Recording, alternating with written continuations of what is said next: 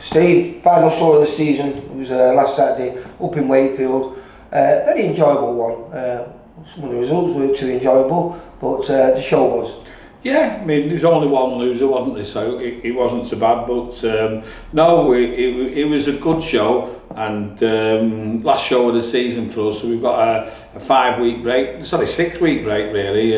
When's the first one? September the 9th? September the 9th when we come back. So we've got a week in July off. We've got all of August off, and then the first week in September. But then we're going to go into four shows on the bounce, which will be a nightmare. But you know, going back to this show, yeah, it was a good show, and I was really pleased with it. So the first one was Owen Edwards v Luke Middleton, which is one of Carl Greaves' kids who come on, and it was his debut, and you never know what you're getting. And yeah, he was very focused and composed for the young kid, and I thought obviously he was going to beat that Luke Middleton, but he beat him a lot easier than maybe a debut would normally do. So yeah, good opening start. I filmed him a few years ago. He was on he used to box for King Harrington at Freedom ABC, right. And yeah, he's a nice kid. Yeah, and then the second fight, Conor Lawrence v Nathan Jr. I mean, Conor's a prospect, and we wanted 6 rounds, but it was like a last minute change, and Nathan stepped in. He was a bit heavier than him, and he's only allowed to do 4 rounds, so it wasn't what we was looking for, but the performance was good from Conor. I thought his body selection and body punch was really good. And, I think when we start getting down to his right weight, we'll start getting some stoppages and good performances. I mean, it was a decent performance, but when he gets to his weight and finds someone the same weight, I think it'd be electric, yeah. Well, we were always impressed with it because Nathan Jr. let himself go a bit ago, and he put a bit of weight on, and I filmed him in a couple of other people's shows, and that was the best shape I've seen Nathan Jr. in a long while. So it was when you look at him, you think he had a few fights at cruiser. He's not a cruiser, is he? But no, good performance by Conor Lawrence, and that'll only get better when we get the weight right and longer rounds as well. Then another debut in Rowan Stanley, who come over from Hull. He's had a few medical queries. It took him a while to get that. Must be in the year that I've been speaking with Rowan about turning pro. So I know how we're excited and up for it, and you could see it in his performance, couldn't you? He was probably a bit over-eager at times, but you could also see flashes of ability, which you think, you know, once he starts slowing down and maturing as a fighter, it'd be a decent one for us to work with. Yeah, because he come out like a rocket in the first 2 rounds, put a lot into it. I think he tied just a touch, which let Sean Coxon slightly back into the fight, but then he got back to what he was doing in the first 2 rounds, in the 4th round, hence it was 39%. Yeah, and Sean Coxon proved a good tough journeyman, didn't he? I mean, I've not seen him before, but again, he's another one that I'll be telling the matchmakers to use on our shows, because he wasn't too negative, you know what I mean? He fought back, and he was good. And then Guy Kitchen being Victor Garger. Again, you know, Guy's over-exciting really, isn't he? And I told him to calm down before this, and you know what, I was quite pleased with his discipline till he got caught and went over in the 3rd round.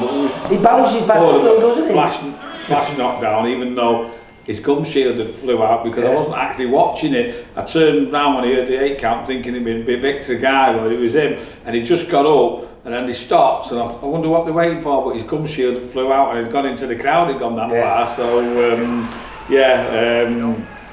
exciting fight, a lot of potential, but you know, we've got to work on calming him down and focusing him, but it's a challenge I'm looking forward to, because he doesn't seem bothered, does he? You know what I mean? He just likes fighting.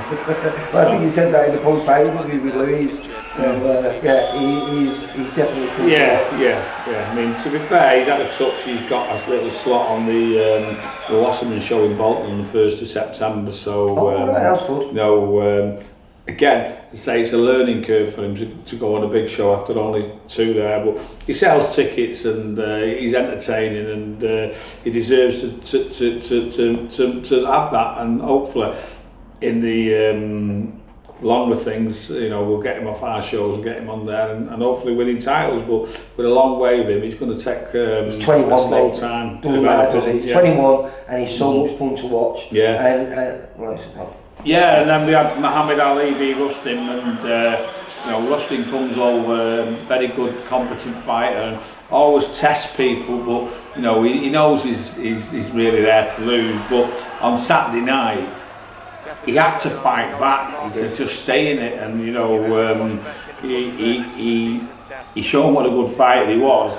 But you know, the score 59-56, I find hard to believe, because I didn't see Muhammad lose a round. So they give him one and shared one. But what I would say, I've never seen a fighter put it on Rustin that much that he's got to fight back the way he fought back on Saturday. Not only did he have to fight back, but I've never seen him hold in a fight. I've never seen Rustin hold in a fight. Yeah. And I think it was the 4th round, he got warned for holding, but he was petitionally doing it. But that's because he needed to, because Muhammad Ali was very, very dominant. He was, and as I say, I've heard what a good fighter is off other people, and I've seen it with my own eyes on Saturday, so we've got a lot to... Great crowd as well. Yeah, he sold all the tickets that we give him, and you know, I've said to him, look, we just need to try and keep you as active as we can, and then next year we can look at how we're going to move it into titles and at what weight, because put a bit of timber on while he's been out, but whether that comes off or stays on, I don't know. But you know, I can see him, he can fight at the higher weight, because he's good enough, he is a big kid, but he'll top our bill there back at Wakefield on the 21st of October, so we get him out again. Chief support was Hassim Raymond v Clayton Brickman, which was really looking forward to, but he got cut from a 6 to a 4 because Ash come in £3 over and the other kid come in £3 under, so there was a £6 weight advantage, and I think their coach was right in saying, look, we're not giving that away over 6 rounds. So they fought for 4 rounds, and it was a scrappy affair, wasn't it? I mean, don't think Ash fought as well as I think he's set the bar quite high for himself, hasn't he? And we was expecting a lot from him. But as you just said before, that Clayton Brickman is deceptively good, isn't he? You know, he's got a funny style, hasn't he? He's hard to read, and we talk about styles, we'll talk about on the next one. But it's fair play, you know. We're having a pop at Ash. I mean, I wasn't happy that he come in £3 over. It's unprofessional and undisciplined, but his performances have been a lot better.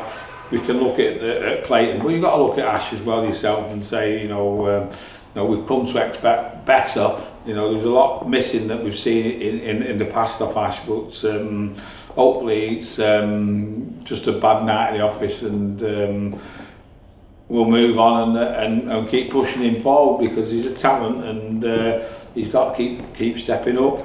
And then obviously the main event, we had our only loss, which wasn't expected. You know, it should have been an easy fight for Jake Goodman, and to be honest, I thought he had won, but in the 4th round he got knocked down badly, and if the referee would have called it off, he couldn't have complained, because it was a heavy knockdown, he was a bad knockdown, and his legs didn't get back till the end of the round. You know what I mean? He was still a bit shaky the next round. But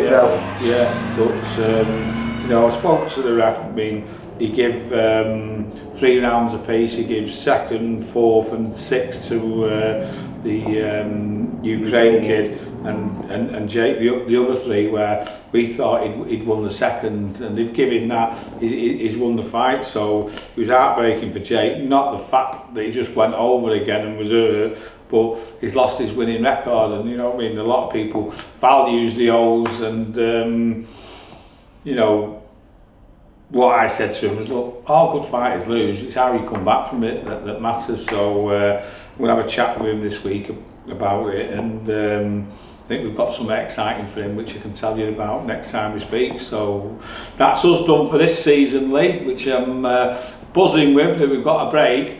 Then we're coming back September into the madness. You know, we're looking Blackpool, Bolton, Liverpool, Durham, and then that's the first 4 in September. But come back next week and I'll give you the ideas of the fights that we're looking to top with on the bills and who's on the undercards, and everyone will be excited. Yeah. At the end of September we'll go to Dublin. Is that the first time up in the North West you've been promoting? Yes, I've done co-promotions when I used to work with Frank Maloney up there on Sky and everything. And, I've worked on many shows with Frank up there, but this will be our first one, and we've got 5 of our own Geordie boys now, so they'll be all on it, and then we just adding a few on for other people. Yeah. Right, okay, we'll look forward to finding out more about that in the next few weeks, but more than anything, I've got a nice little break. Yeah. See you later. Bye. Info, news and latest interviews, amateur and pro, across the north. Click and subscribe. VIP Boxing Promotions. Also Twitter, Instagram and Facebook.